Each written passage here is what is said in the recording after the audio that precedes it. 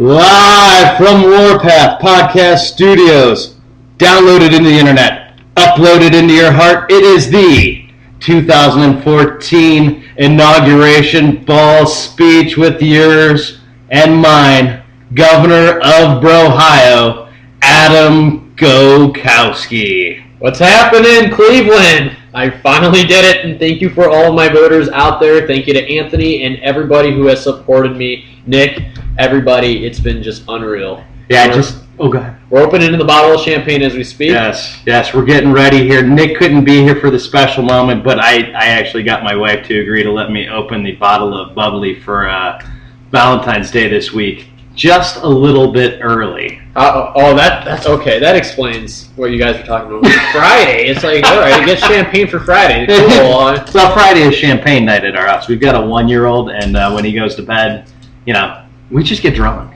because, it's the only way to calm yourself down. It used to be just watch TGIF, watch Urkel and Full House, not champagne parties. Anymore, no. But here we go, Adam.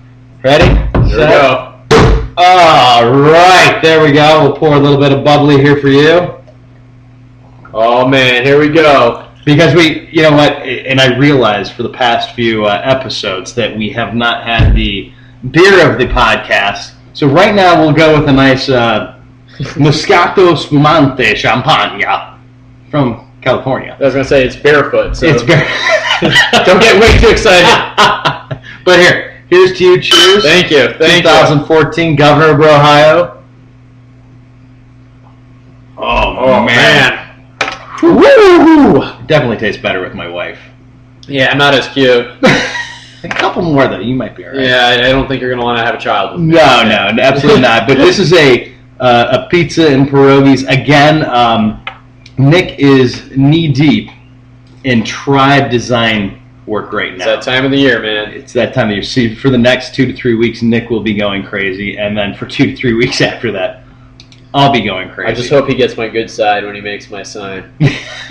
That giant where the old LeBron sign used to be. Yes. You see my mug right there, Cleveland. Yes. And that's a joke. Don't believe that, please. And there's only one person whose mug can be up there. Out of the 4, from the ashes, rose the Phoenix Adam Gokowski. That's right. It was amazing. From start to beginning, man, it was awesome. And the experience so far, it sounds like we've been texting back and forth. A little bit. And tweeting back and forth. You've been a busy guy. A little bit. Actually, I've been a lot of it. Everything from radio this morning. Radio will be next week again. I was on Bruce Drennan today. I was on the news yesterday. I was at Tribe Tweet Up last night in Fairview Park.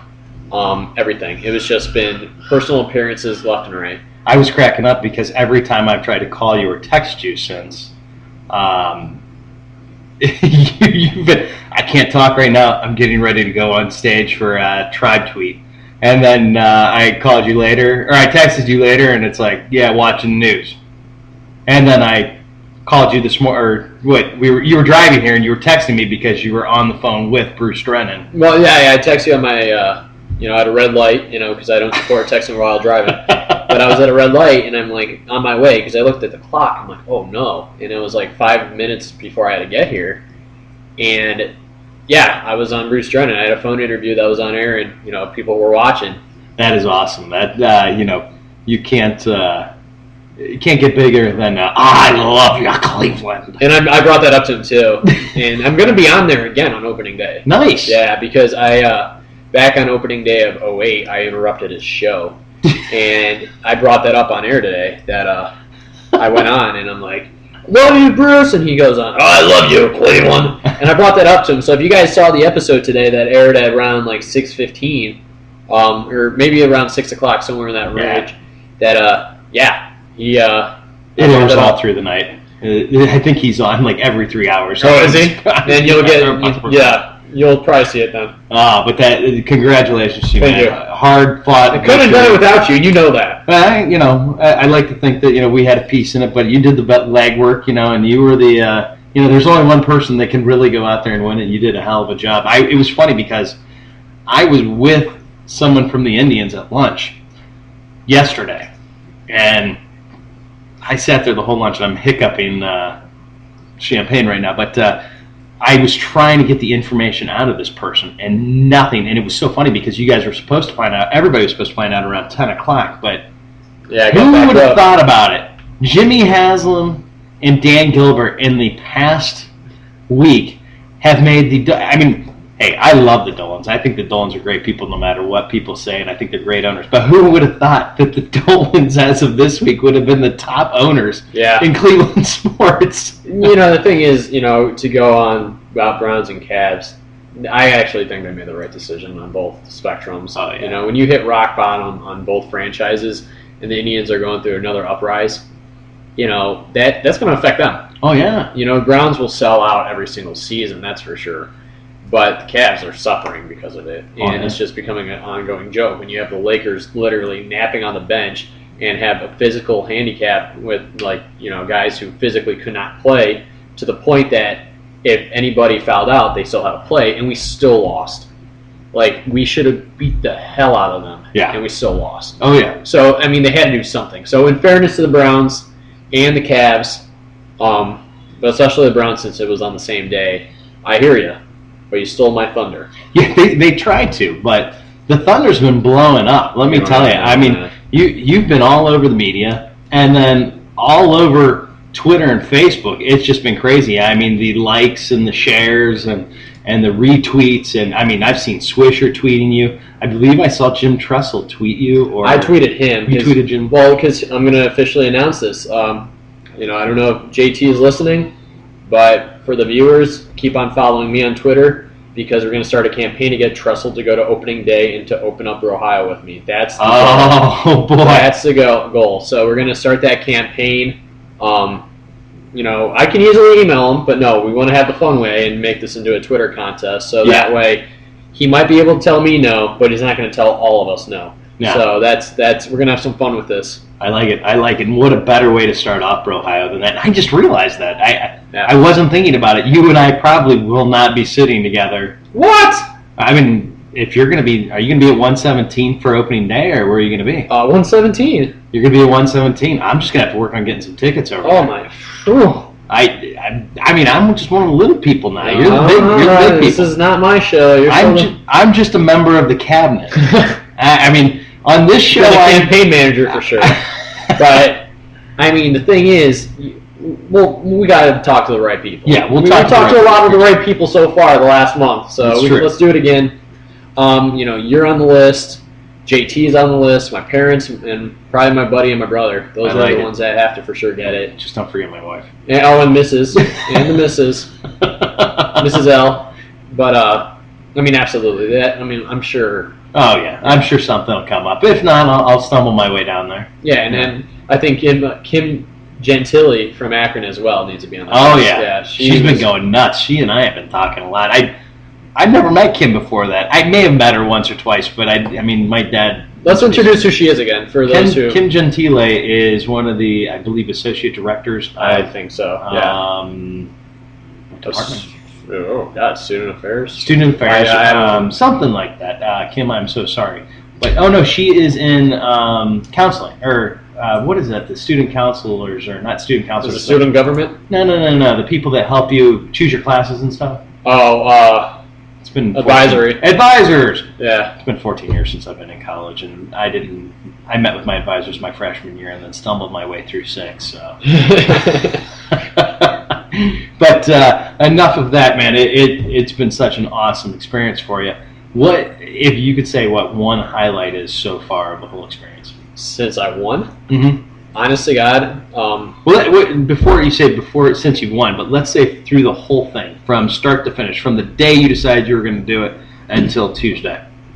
This is going to sound crazy, but I would have to say, because I expected to one day meet Swisher again and to do crazy stuff like that.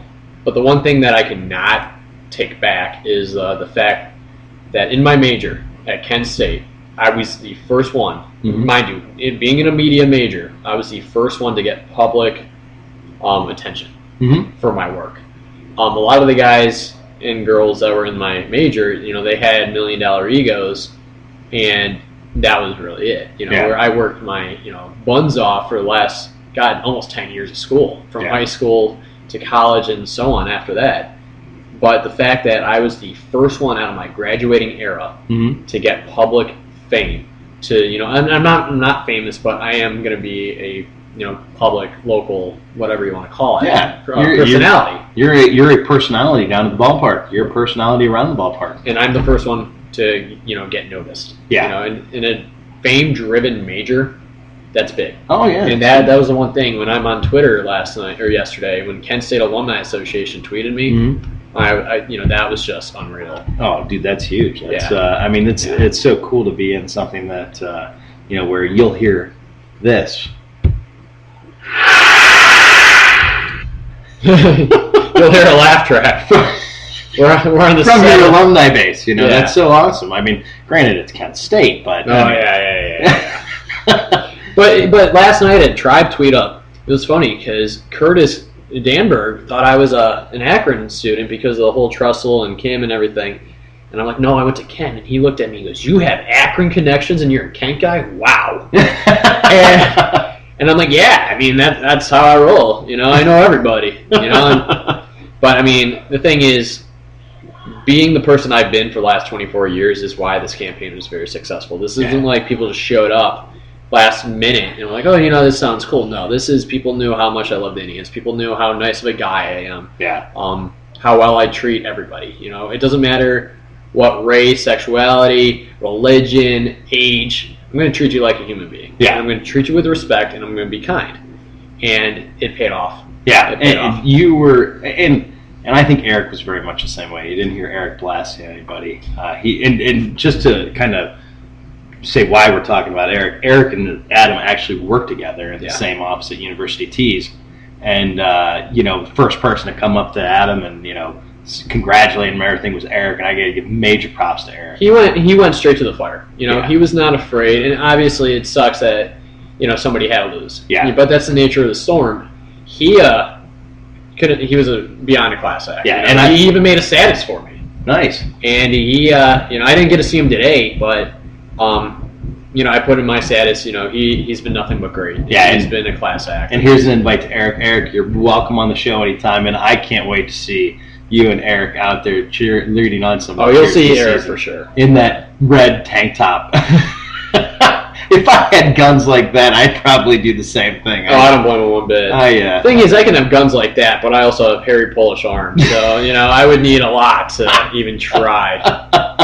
But Eric has just been outstanding, and he's been a good guy. Yeah, he has been, and we won't stay on it too long. And as Adam's campaign advisor, campaign manager, and also I guess now I could kind of be your what are those guys? The Speaker of the House, or not Speaker of the House? I think you hold a chair. Press Secretary. I'm not. Yeah, something like that. I'm going to go out there and to the other guys, the other two that are just blasting my boy, calling for impeachment already, tweeting out stuff to Swish or calling them lame and the Indians lame, and F-bombing people. Guys, you've got Twitter, I've got a microphone. Here's the deal. Chill out. It was a campaign that was for fun with the Indians. You lost. My boy here, he had the connections. He had the right attitude. Be big people. Be proud losers. Don't be sore losers. Well, the thing is, we're all here for the same reason. And, they were good guys when I met them. I'll be honest, I'm disappointed on, the reaction. But, if they have a problem, speak like adults, and that's my biggest thing.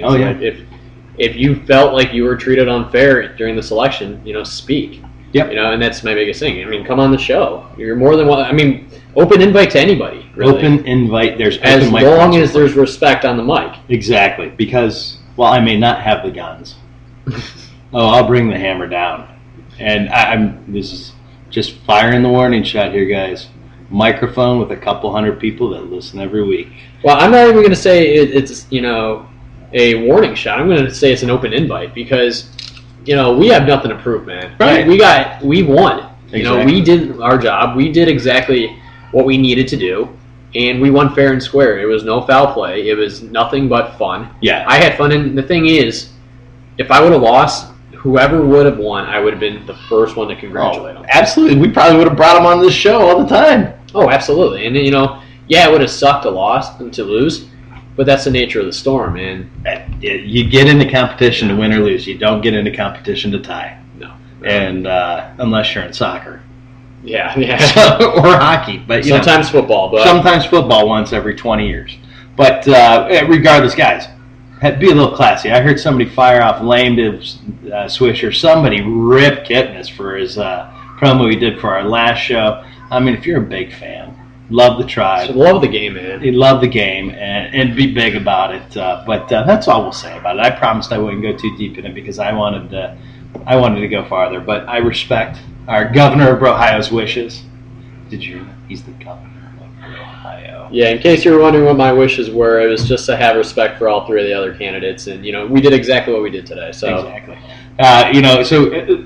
Let's talk about this a little. We won't get too far into it because we've gone about 16 minutes so far on just the governor of Brohio, and we do want to talk a little bit about the actual Indians playing on the field, not the Indians in the stands. But so what can we expect coming up this season? I've got a few ideas of some things I'd like to see, but So we're talking on the field this time? We're talking we're talking off the field that we can expect from our governor of Brohio. Okay, cool. Oh God. Well, there's tons of fun. And I was talking last night. I want to be on camera for these. Like, I want not just me on camera. I want the section on camera. I want people to, wave on camera, say hi, mom. I want people to, go on Instagram or Twitter or Facebook the next day and see a picture of the whole group. Mm-hmm. I have an idea that, before a game, like for example, when Omar gets in the Hall of Fame, he comes to Brohio and stands on the field, and he has the whole stands behind him as a backdrop. Nice. Stuff like that, fun stuff like that. Just at the same time, we got to go on the beat of John Adams too. Like we play off him, we play off because he's been doing this forever. Yeah. We play off the game itself. I'm going to get to the game early, talk to whoever shows up early, make people feel comfortable, get them alive. And my biggest thing was, we're not in a library. We can use our outdoor voices. Let's have some fun. I love it. Down, kids. And so I've got something that I'd like to throw out there because I think I spoke on this on some earlier episodes. I know I've talked to you and Nick about it. My favorite TV show is a show called The Impractical Jokers. Oh my God.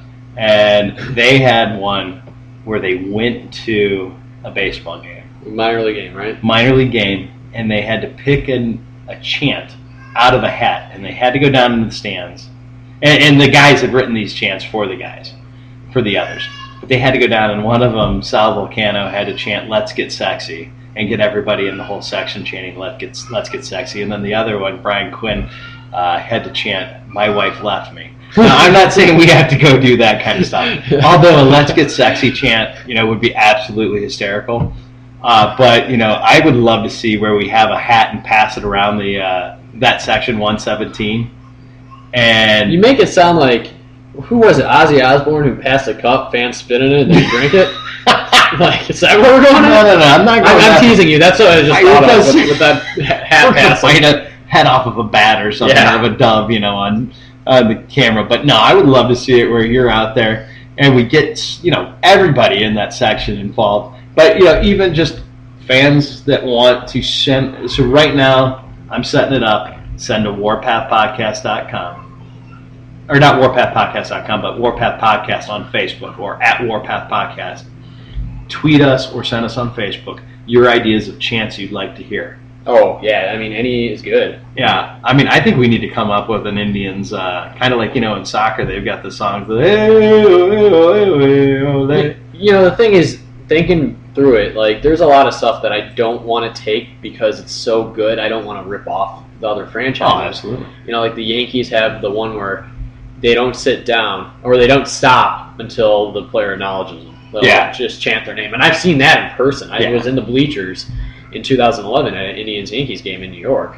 That was really, really cool. Yeah. Got to come up with something along those lines. We got to come up with something, yeah. But, I think, if we could come up with just individual cheers from you guys that Attic can use, maybe it's the sixth inning Governor of Brohio cheer or something like that, And granted, there's going to be the Brohio cheer. We're going to have to, find like our Sweet Caroline. We got to find our Actually put some thought in this way before this competition. Like, if we could have our own song, something that makes no sense to the game, but people love to sing to it. Yeah. I was thinking like "Daydream Believer" by the Monkees, like just something like out of the freaking blue, Oh, going green, do I daydream believer? That can pick up, like, just because it's like very quirky, makes no sense. The problem is, how do we go about this and release that idea? You know what though? I think would be a good one. Dreamweaver. No. No, Wayne and Garth would love that. But they would. I couldn't. No. I got it. I don't know. For some reason, and this, has been going on for a while. I've always wanted to have it Daydreamer or whatever that monkey song. Daydream Believer? Yeah. Just that. For some reason. The vocals on it is just something, you can just belt out. Oh, yeah. And it makes sense. I like it. There's a lot that we can do. There's multiple songs. Okay, We're back. We're going to start off. We shut off the recorder there for a few minutes because my son Johnny wanted to make funny faces at Adam and talk. I don't blame him. Story of my life. His 1-year-old boys and 24-year-old women. Yeah. Just, not anymore because you're the governor of Brohio. So, dude. So we're going to kind of move away from Governor of Brohio, but just getting back to it real quick, just send us your ideas because I think that could make it a lot of fun. Like Adam said, it's a democracy. As my voice cracked as I said that, it's a democracy. Maybe we need to do a Brady Bunch song. Yeah, that sounds like Peter. Changes. I'm actually old enough to remember that. Sadly enough, I know exactly what you're talking about. But back to normal though. Yeah, if you guys have ideas, please tweet it to us. Yes. So we're going to now. We're about 22 and a half minutes in, and this is again where Nick would tell us to start speeding things up. He beats us with a stick. We're going to do 10, at least. Maybe not 10 good minutes, but we're going to try to fill up 10 good minutes with some baseball talk here. I thought, we were kind of researching what to talk about because spring training just started. Today. Or today or yesterday? Yesterday it started up. And by the time that this actually gets onto the internet, it'll probably have been 2-3 days. But Paul Hoynes had a great top 10 questions facing the Cleveland Indians for 2014. And Adam has not seen the article yet. Nope, I said don't show it to me. I want to go on the fly. So I am going to go ahead and just kind of rattle off these top 10 and see what our governor of Brohio thinks. But real quick, what did you think of at Tribe Fest when Kenny Lofton said that the wild card game does not count as a playoff appearance? It's old school, not admitting to new school ways, man. That's all it really is. I get what he's saying because it is new school, but that's actually not the regular season.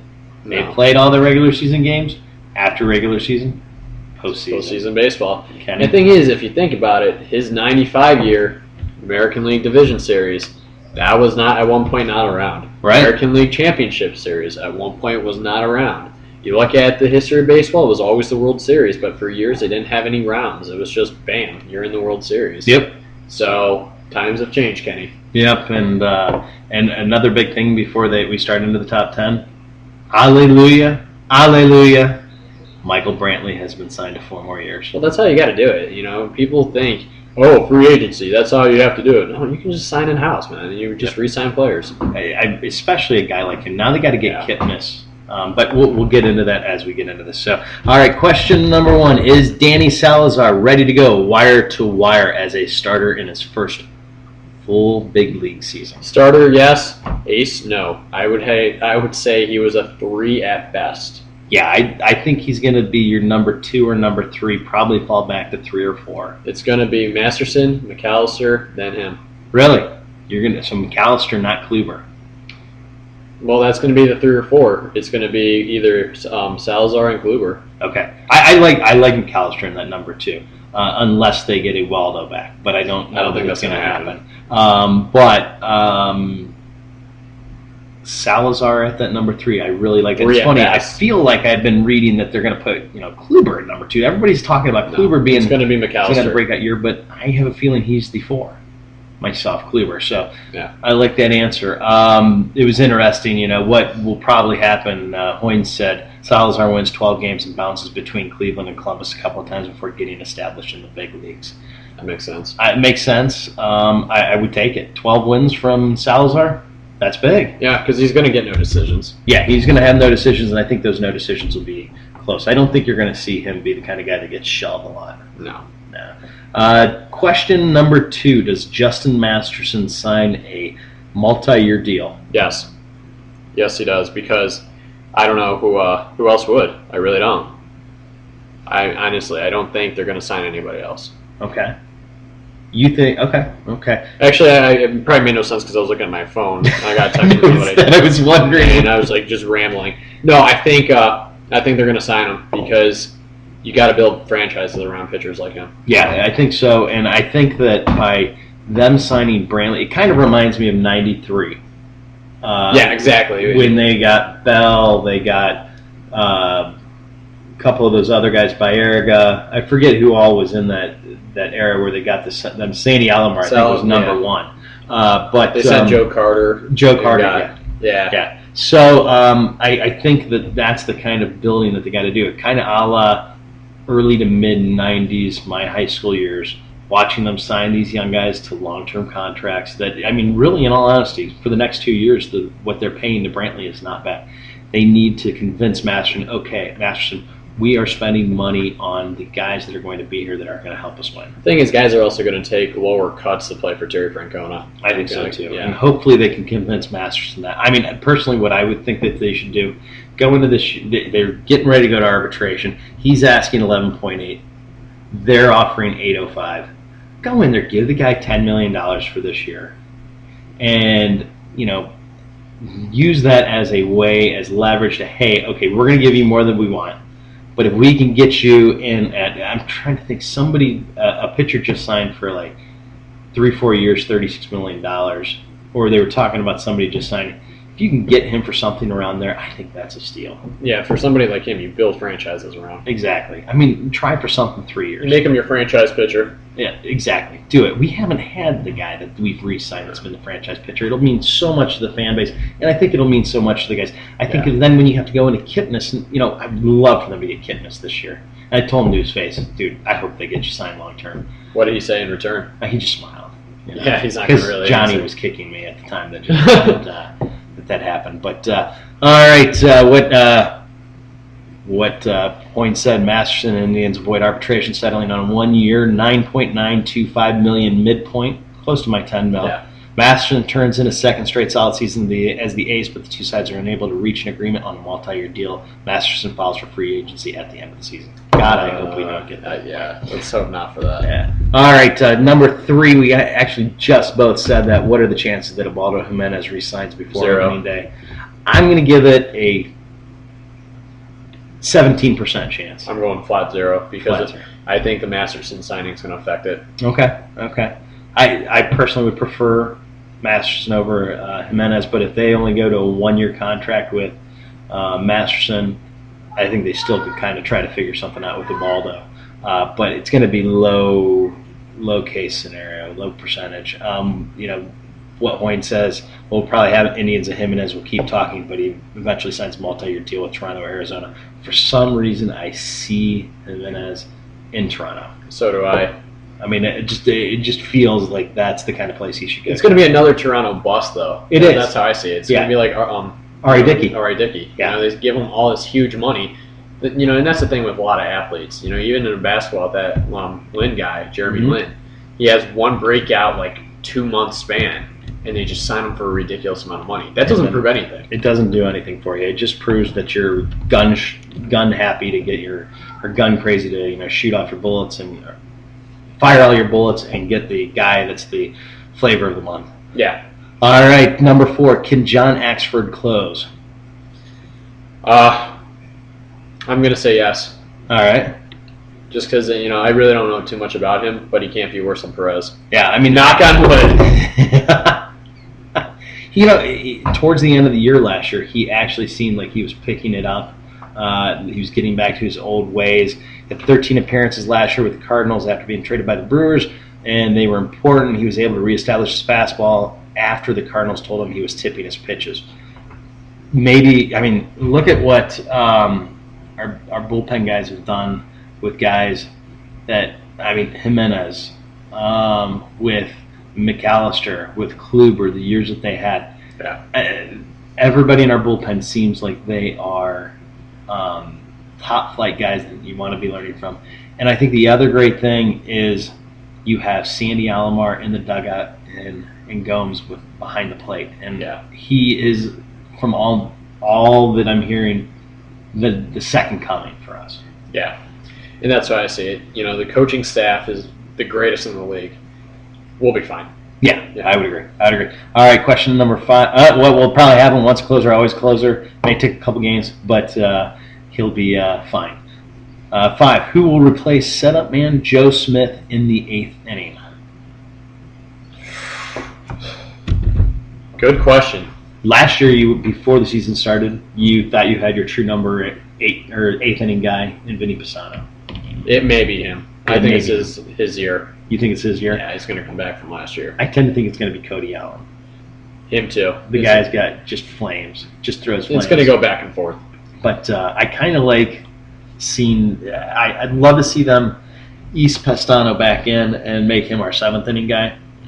And then you've got Cody Allen as the 8th inning. But you can't go wrong with either one of them in my book. And Nick's not here for us to express our man crush on Vinny P, which is really weird because I haven't heard Nick talk about Vinny P in a while. So it's been a moment, man. It has been. It has been. What will probably happen? Francona uses a number of relievers through the 7th and 8th inning, as he did last year. Yeah. All right. Number 6? Who wins the 5th starter's job among Carlos Carrasco, Trevor Bauer, and Josh Tomlin? I would prefer Josh Tomlin. I think it's going to go Carrasco. I think Bauer's too young. Tomlin is just tough as nails, and I'd love to see him just come back and do it.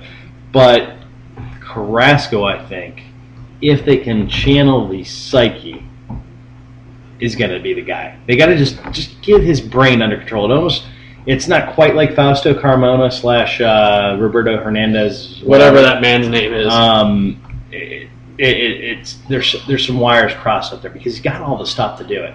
And that's the thing. You can't coach mental. Yeah. And that's the biggest thing. You're going to go out there and you're going to either be great or you're not. Right, yeah. If you don't think you can do it, you can't coach that. You can't coach self-esteem. Yeah. Now, what will they probably do? Carrasco is the winner. Tomlin and Bauer, split multiple starts in the spot. That's what I figured. Probably. All right. Is Carlos Santana really going to play third base? Yes. I agree. Yes. I think Chisenhall will be around, get a drink of water. Mike Aviles is going to take over for Chisenhall. Last year I was a big Chisenhall supporter, like the guy, but I'm a big Aviles guy, and I'm a big Santana guy. I'm going to go with this. I think we're going to see more and more of Santana at DH.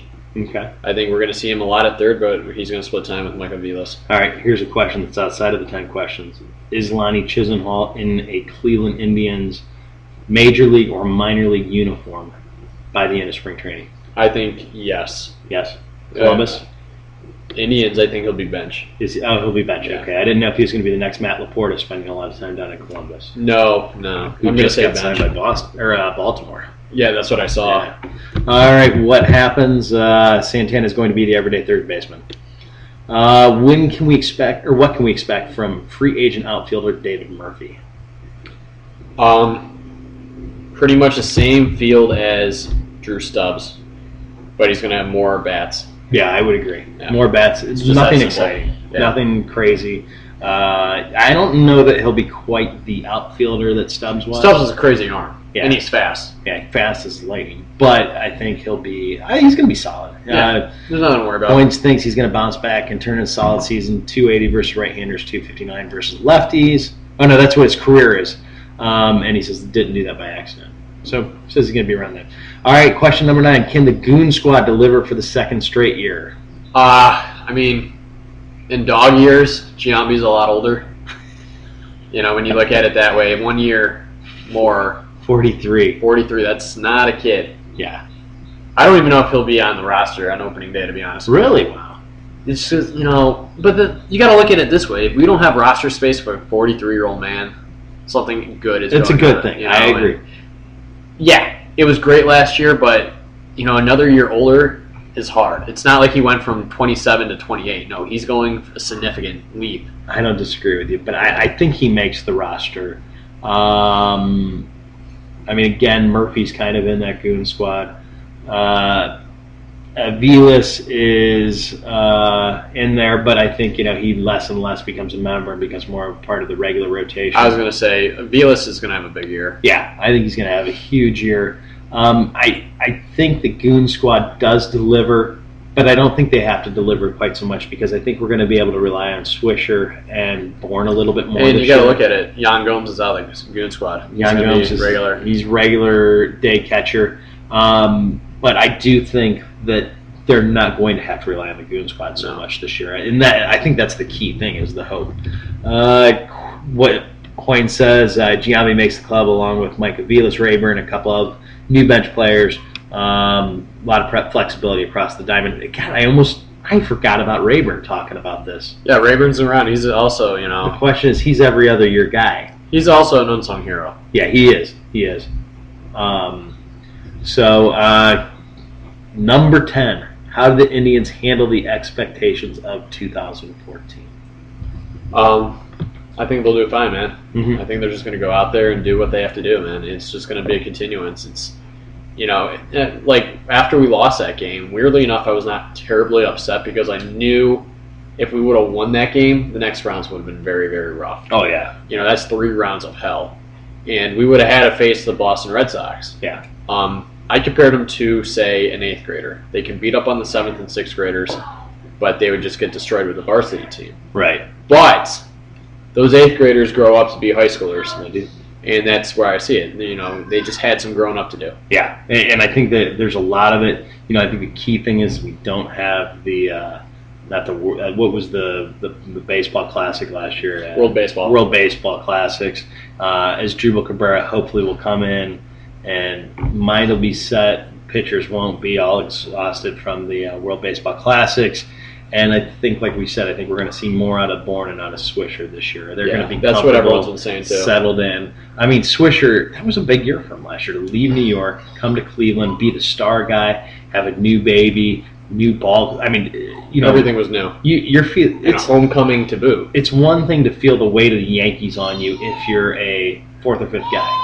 And you have guys like Derek Jeter, Alex Rodriguez, those guys around you. But when you come into Cleveland and you've got a starving fan base and you're a darling to them, that's tough. You need a governor to back you up. And you need a governor to back you up. And they've got it. So that is the top 10 questions for spring training for the Pizza and Pierogi show. We're going to just go ahead and just start wrapping it up here. We got to give Nick his own hour. We're going to have to give Nick his own hour. And I think maybe what we're going to have to do is we're going to actually have to take the mics to Nick's house and just put him in front of him. Nick's War Podcast. Yeah.